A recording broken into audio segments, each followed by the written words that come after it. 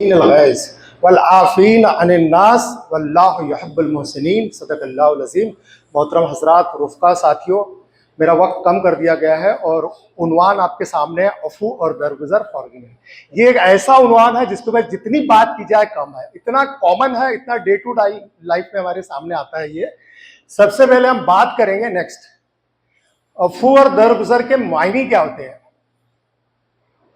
I think मैं next में अफ़ू के मायने होते हैं ढांप लेना, माफ कर देना, किनारा कशी कर देना, नजरअंदाज कर देना। और इलोबरेट अगर इसको करें हम तो बदला लेना, इंतकाम लेने की ताकत रहने के बावजूद भी इंतकाम नहीं लेना और हसूल सवाब की खातिर माफ कर देना, ये इसकी डेफिनेशन। फिर अगली स्लाइड में यह बताने की कोशिश किया गया है कि कुरान की रोशनी में अफ़ूर दरगुज़र का क्या मामला हो सकता है। हदीस के ताल्लुक से कुछ बातें आपके सामने रखने की कोशिश करी। मैंने आपके सामने जो आयत तिलावत की थी वो सूरह आल इमरान की है। उसका मौका ये था कि वो लोग जो अल्लाह की राह में खर्च करते हैं, खुशहाली में और तकलीफ में भी, यानी अल्लाह ने उन्हें माल दिया है, जब भी वो खर्च करते हैं, माल कम दिया है तब भी खर्च करते हैं। साथ ही साथ वल काज़िमीन अल गैज़, और गुस्से को पी जाते हैं, और गुस्से को पी जाते हैं वो लोग। नेक्स्ट आ जाए। और साथ में वो लोगों को माफ कर देते हैं, तो अल्लाह ऐसे लोगों से मोहब्बत करता है। फिर कुरान की दूसरी आयत है फ़ाफ़ु वस्फ़हु हत्ता याती अल्लाह बिअम्रिही, बस माफ कर दो, दरगुजर कर दो, यहां तक कि अल्लाह का अम्र आ जाए, हुक्म आ जाए। ये आयत का नुज़ूल मदनी दौर का है, जब यहूदियों की शरारत बहुत बढ़ गई थी। तो ये फरमाया गया है कि तुम इंतजार करो यहां तक कि अल्लाह का अम्र आ जाए, बस तुम उन्हें माफ करते रहो। इसमें जो दो लफ्ज है बड़े इंटरेस्टिंग है, अफू व सफ। अफू के बारे में मैंने आपको बता चुका हूं कि हम ताकत कुव्वत रखने के बाद भी उसको माफ कर दें, तो दरगुजर कर दें, तो ये अफू है। लेकिन जो लफ्ज सफ है, ये बड़ा बलीग अमल है। दरगुजर करना, किनारा कशी करना, यानी किसी शख्स ने गलती किया है तो उसको मुजरिम ही नहीं ठहराना और अपना दिल उसके ताल्लुक से साफ रखना। दोनों में यह फर्क है, किसी की गलती को माफ कर देना, दरगुजर कर देना, लेकिन अगर किसी ने गलती की है तो उसके साथ रिलेशन वैसे ही रखना जैसा पहले रिलेशन रखते थे, दैट इज कॉल्ड द सफ। और तीसरा वह अंताफु अक़रबु लित्तक़वा, कि अगर तुम माफ कर दोगे तो ये ज्यादा करीब है तकवे के। हमारी जितनी भी इबादत है, हज है, रोजा है, सब में हम लोग यही बात करते हैं, तकवा और परहेजगारी की। हमारे एक छोटे से अमल तकवे के करीब हमें ला लेता है। ये तो कुरान के ताल्लुक से हुआ। नेक्स्ट जो है अहादीस के ताल्लुक से है। अफू और दरगुजर हदीस की रोशनी में तिरमिज़ी शरीफ की एक हदीस है, रहम करने वालों पर रहमान रहम करता है, तुम जमीन वालों पर रहम करो, आसमान वाला तुम पर रहम करेगा। बड़ी मशहूर हदीस है। उसके अलावा दूसरी एक हदीस है कि एक सहाबी ने अर्ज किया, या रसूलल्लाह, मैं अपने खादिम का कसूर कितनी दफा माफ करूं? तो रसूलुल्लाह सल्लल्लाहु अलैहि वसल्लम ने फरमाया, हर रोज 70 मरतबा माफ कर दो।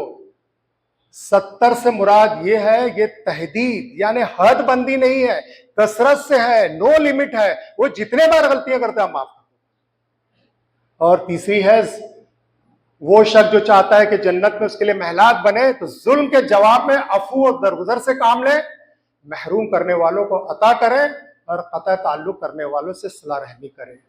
तो जाहिर सी बात है, जो आप पर जुल्म करता है उसके लिए आप अफू दरगुजर का मामला करें, और जो महरूम करने वाले हैं यानी जिसके पास माल नहीं है, वल्लज़ीना फ़ी अम्वालिहिम हक़्क़ुम मालूम लिस्साइल वल महरूम, वो लोग जिन्हें अल्लाह ने माल दिया है उन्हें उसका हक पता है कि कौन साइल यानी मांगने वाला है और कौन महरूम है जिसके पास माल नहीं है, तो उनका जिक्र किया गया है। और कतई ताल्लुक पता है, कतई ताल्लुक करने वालों से सलाह रहमी का सलूक करें। जो आपके साथ रिलेशन तोड़ देता है, आप उसके साथ अच्छे व्यवहार करिएगा। नेक्स्ट, और सीरत नबी से ताल्लुक से मिसालें दी गई है। ताइफ का वाकया हम सब लोगों को पता है, डिटेल में जाने की जरूरत नहीं है। एक लाइन में मैं आपको बता दूं कि मक्का से मदीना, मक्का से ताइफ का जो सफर था वो तकरीबन 60 मील का था। आप अपने आजाद करदा गुलाम था जैद बिन हारिसा, उसके साथ गए थे। अब क्यों गए? अपना शहर छोड़कर दूसरे इलाके में जाने की क्या जरूरत महसूस की? जवाब ये हो सकता है कि कुफ्फार और मुशरिकीन का जुल्म और उस तहरीक में ज्यादा लोगों का नहीं जुड़ना, इसलिए उनको लगा कि मैं बाजू के शहर में जाऊंगा जहां पर एक कबीला था, कबीला सकीफ, उसके जो सरदार थे वो 3 भाई थे। उनके बाद जब आप सल्लल्लाहु अलैहि वसल्लम हाजिर हुए तो उन्होंने उनकी बात को मुस्तरद कर दिया। इतना ही नहीं कहा कि आप हमारे शहर से निकल जाओ, इतना ही नहीं कि बल्कि वहां के औबाश नौजवानों को उनके पीछे लगा दिया गया, जिन्होंने पत्थर मारा, आप सल्लल्लाहु अलैहि वसल्लम को लहूलुहान कर दिया। और आपका जो गुलाम था जैद बिन हारिसा, उसने एक बाग में ले जाकर आपको बिठाया, वो जो बाग मक्का वालों का था, शोएबा, उतबा और शोएबा और उनकी वालदा रबिया के नाम से था। वहां पर बैठकर उन्होंने बड़े गम के साथ अल्लाह से दुआ की। यही बस इसके अंदर जो मेन पॉइंट है, जो वो दुआ की थी कि या अल्लाह तू मुझे किसके हवाले कर रहा है। शिकवा किया था रसूलुल्लाह सल्लल्लाहु अलैहि वसल्लम ने अल्लाह से कि मुझे तू किसके हाल पर छोड़ रहा है, तू मेरा भी रब है, तू इनका भी रब है, हम सबका तू रब है, और तू आज मुझे किसके हवाले कर रहा। बस ये दुआ की थी। और हमें ये भी पता है कि उस मौके को पर हजरत जिब्रील इस्लाम का वहां पर आना और कहा कि मेरे साथ जबलुल मलाइका यानी पहाड़ का फरिश्ता भी है। पहाड़ के फरिश्ता ने आप सल्लल्लाहु अलैहि वसल्लम से सलाम किया और कहा कि अगर आप हुक्म दे तो मैं ये दोनों पहाड़ों के बीच में अहले ताइफ को कुचल डालूं। तो रसूल सल्लल्लाहु अलैहि वसल्लम का जो जवाब था वो तारीखी जुमला था कि नहीं, अल्लाह जल्ल शानी, हो सकता है कि इनकी नस्ल से, इनकी पुश्त से जो कौमें आएंगी वो एक अल्लाह की इबादत करेगी और वो शिर्क नहीं करेगी। यही वो जवाब था, यही वो दरगुजर था। अगर माफ नहीं करते तो अहले ताइफ कैसे इस्लाम में दाखिल होते। फतेह मक्का भी बड़ा तवील मौजू है, वक्त बहुत कम है। फतेह मक्का के ऊपर से रिलेटेड जो है सुलह हुदैबिया था, उससे भी चंद बातें करनी थी, लेकिन मैं सिर्फ फतेह मक्का पे बात करूं। जब मुसलमान फातिहीन की तरह मक्के में दाखिल हुए तो ये फतेह मक्का नहीं था, बल्कि लोगों के दिलों को जीतने का वक्त था ये। और वहां दाखिल होने के बाद रसूल सल्लल्लाहु अलैहि वसल्लम ने ऐलान कर दिया, आम माफी कर दिया, हर वो शख्स जिसने अपने घर के दरवाजे बंद कर लिए वो अमान में है, और वो शख्स जिसने हथियार डाल दिया, और वो शख्स जो काबतुल्लाह में दाखिल हो गया उसके लिए भी अमान है। इतना ही नहीं, ये भी कहा कि अबू सुफियान के घर में जो दाखिल हो गया उसके लिए भी माफी है। ये माफी देखकर वो सहाबा जो मक्का से मदीना हिजरत किए थे, अपनी जमीन जायदाद खेत खलियान छोड़कर गए थे, जब वापस आए तो उन्होंने कुफ्फार मुश्किन से वापस नहीं लिया। जिस तरह रसूल ने माफ कर दिया उसी तरह से हमने भी माफ कर दिया। तो माफी के बहुत सारे मौके हैं। सुलह हुदैबिया जो मुआहिदा था जिसको कैंसिल कर दिया गया था, अब अबू सुफियान जो वहां का सरदार था उसको लगा कि ये जो है मुसलमान हमसे कसास लेंगे, बदला लेंगे, जंग लेंगे, क्योंकि वो एग्रीमेंट में लिखा गया था कि 10 साल तक के हमारे साथ आप कोई जंग नहीं करेंगे। ये सुनकर अबू सुफियान मदीना गया और अपनी बेटी के घर पहले गया, कि बेटी का नाम था उम्मे हबीबा बिन अबू सुफियान। तो देखिए एक सहाबी का ईमान कैसा था। अच्छा, अफू और दरगुजर के ताल्लुक से ईमान वालों के साथ आप माफ कर दें, लेकिन जब इस्लाम का मामला है, दीन का मामला है, तो आप सख्त रहें। वो आयत है ना सूरह फतह में, वल्लज़ीना मअहु अशिद्दाउ अलल कुफ़्फ़ार रहमाउ बैनहुम, वो लोग, वल्लज़ीना मअहु, वो लोग जो आपके साथ है, अशिद्दाउ अलल कुफ़्फ़ार, बड़े सख्त है कुफ़्फ़ार के मामले में, लेकिन आपस में बड़े रहमदिल होते हैं। तो आपकी बेटी ने अबू सुफियान अपने वालिद को अपने नबी सल्लल्लाहु अलैहि वसल्लम के बिस्तर पर बैठने से मना किया, ये पाक है, आप यहाँ बैठ नहीं सकते। इतना ही नहीं, काबतुल्लाह में जब दाखिल हुए तो रसूल सल्लल्लाहु अलैहि वसल्लम ने चाबी बुलवाई। रहीकुल मखतूम में रिवायत है कि वो चाबी नहीं दी जा रही थी तो ज़बरदस्ती उनसे चाबी ली गई, लेकिन जब चाबी आई काबतुल्लाह का खोला गया, उसकी साफ सफाई की गई, तो यही चाबी उस्मान बिन तलहा जब वो ईमान नहीं लाए थे उनके हवाले कर दी गई, और ये नसीहत भी कर दी गई थी कि ये चाबी आपके खानदान में हमेशा रहेगी। तो ये था अफू और दरगुजर का मामला।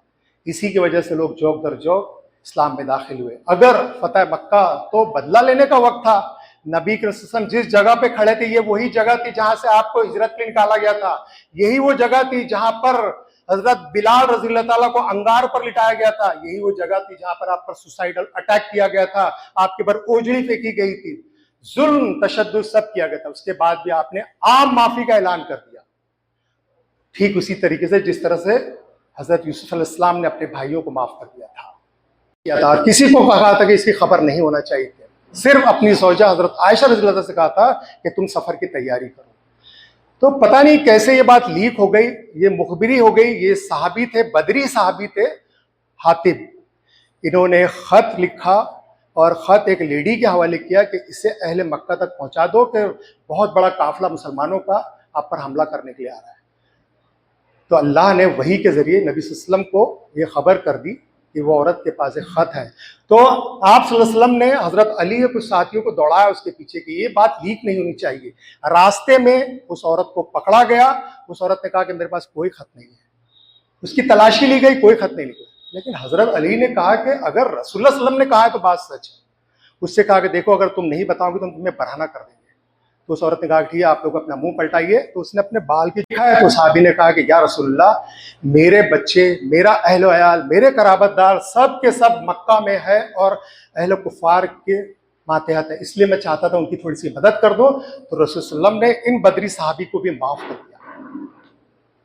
वो यहूदन औरत का जहर पिलाने, जहर का गोश्त का भी हमें पता ही है कि अपने घर में से दावत दी थी और गोश्त के अंदर जहर दे दिया था, लेकिन अल्लाह के रसूल को वही के जरिए खबर कर दी गई थी। लेकिन ये जहर का जो प्याला था रसूल सल्लम को हर साल याद रहता था, उसकी शिद्दत महसूस की जाती थी।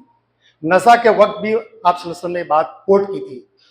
फिर ये भी पता है, हिंदा जो कि अबू सुफियान की बीवी थी, रसूलुल्लाह सल्लल्लाहु अलैहि वसल्लम के जो चचा थे अमीर हमजा रजी अल्लाह ताला, जंग अहद के वक्त पर शहीद कर दिए गए थे। और ये हंदा यही औरत थी जिसने अमीर हमजा रजी अल्लाह ताला का कलेजा चबाया था। उस औरत को भी नबी सल्लल्लाहु अलैहि वसल्लम माफ कर दिया। उस माफी की वजह से वो औरत हंदा ने जो भी जंग होती थी तो वहां पे सिपह सलार और लोगों को पानी पिलाया करती थी। इस्लाम का बहुत काम किया यही अफू और दरगुजर की वजह से। और ये हिंदा ने जिस शख्स को हायर किया था कि अमीर हमजा पर हमला करना, उसका नाम था वहशी बिन हर्ब। ये शख्स को भी रसूलुल्लाह ने माफ कर दिया था इस शर्त के ऊपर कि इस शख्स को मेरे सामने आइंदा कभी मत लाना, क्योंकि मुझे मेरे चचा याद आ जाते हैं।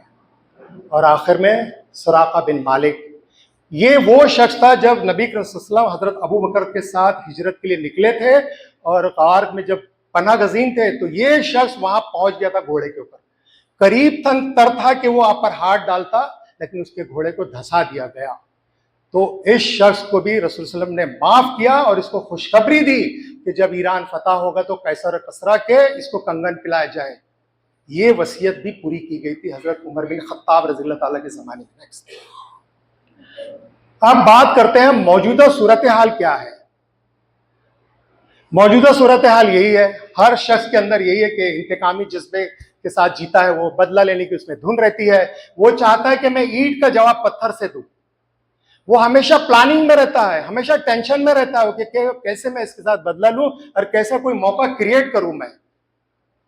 फिर इसकी वजह से रिश्तों में तलखी आ ही जाती है और कता रहमी हो जाती है। ये जो रहम का मामला है ना, एक माँ के पेट से जो औलादें पैदा होती है उसको एक खानदान कहा जाता है। इसके लिए सख्त वईद है कि सुलह रहमी करे, पता रहमी से बचे। फिर जरूरत इस बात की है, इसका सोल्यूशन क्या हो सकता है जी? तो जरूरत इस बात की है कि हम में से हर शख्स अपने गुस्से पर काबू पाने की कोशिश करे, दूसरों की गलतियों को दरगुजर करे। उखवत है, मोहब्बत है, भाईचारा, इसको फरोग देने की कोशिश करें और हमारे रिश्तों में मोहब्बत आनी चाहिए। जब तक हम माफ नहीं करेंगे तो कैसे रिश्ते में मोहब्बत आएगी? बड़ी बदनसीब है वो जमातें, वो तहरीक जो दरगुजर नहीं करती। बड़ी कमजोर है ऐसी तहरीकें जो आपस में अपने रुफ़ा को माफ नहीं करती। नेक्स्ट, इसका खुलासा कुछ इस तरीके से हो सकता है कि हमारी डे टू डे लाइफ में सब चीज़ें आती है। व्हाट्सएप पे एक बहुत बड़ा ग्रुप है हमारे यहाँ। व्हाट्सएप ग्रुप में किसी शख्स ने अगर कोई मैसेज डाला, उसको किसी ने तनकीद किया, क्रिटिसाइज किया, इस्लाह किया, तो वो शख्स एग्जिट हो जाता है। किसी शख्स ने मैसेज डाला, ग्रुप एडमिन को पसंद नहीं आया, तो वो ग्रुप एडमिन वो शख्स को एग्जिट करा देता है। और ज़्यादा ये होता है कि बहुत सारे मौके पर ग्रुप एडमिन जो है एडमिन मोड के ऊपर व्हाट्सएप ग्रुप पर डाल दिया जाता है। ये तो व्हाट्सएप का मसला है। फिर मीटिंग में राय का नहीं मानना। एक मीटिंग चल रही है, एक शख्स ने कोई मशवरा दिया, उसकी राय को नहीं मानी गई तो गुस्से में आ जाता है, वो किसी को माफ नहीं करता है, वो हमेशा बुग्ज रखता है के साथ, तो हम लोग वो मस्जिद ही छोड़ देते हैं। इतना ही नहीं, जिस शख्स के बाजू में खड़े रह के हम नमाज पढ़ते हैं उसके साथ हमारा मसला हो जाए तो हम उसके बाजू में नमाज भी नहीं पढ़ते, अपनी जगह बदल देते हैं। फिर अगर हमने अपने घर में एक दावत रखी है खाने के लिए, कोई शख्स नहीं आता तो उससे झगड़ा करते हैं, कतकलामी करते हैं, उससे रिलेशन खत्म कर देते हैं कि मैंने इतना एहतमाम किया और तुम मेरे घर पर ही नहीं आया खाना खाने के लिए। और इतना ही नहीं, हम अगर किसी की लड़की का रिश्ता मांगने जाते हैं, उसने अगर लड़की नहीं दिया तो उससे भी झगड़ा करते हैं, अरे उनमें ये नुक्स है वो नुक्स है, अच्छे लोग नहीं है। और कितनी मिसालें दी जाए आपके सामने। तो अफू और दरगुजर इस्लाम की आला तालीमात है, एक मजबूत और पुरअमन माशरे की बुनियाद है। और नेक्स्ट, इसका कंक्लूजन बड़ा अच्छा है। बदला लेने से, इंतकाम लेने से हम लोगों को अपने से दूर कर लेते हैं। जाहिर सी बात है, हम अगर रिवेंज लेंगे, उसको नुकसान पहुंचाएंगे तो वो हमसे दूरी हो जाएगा। उसके बरखिलाफ अगर उसके साथ हम उफू और दरगुजर का मामला करेंगे तो वो हमसे करीब आ जाएगा। ये आज के पूरे पीपीटी का कंक्लूजन है। कुछ बात मैंने गलत कहा होगा तो उसके लिए एक और स्लाइड है मेरे पास। खता का पुतला हूं, माफी चाहता हूं, खता का पुतला हूं, माफी चाहता हूं, अर्श वाले से भी फर्श वालों से भी, अर्श वाले से भी फर्श वालों से भी। खताएं हो ही जाती है, अजाले भी तो मुमकिन है, जिसे हमसे शिकायत हो उसे कहना मिले हमसे। सदकल्लाहु अल-अज़ीम व आखिर दाअवाना अल्हम्दुलिल्लाहि रब्बिल आलमीन।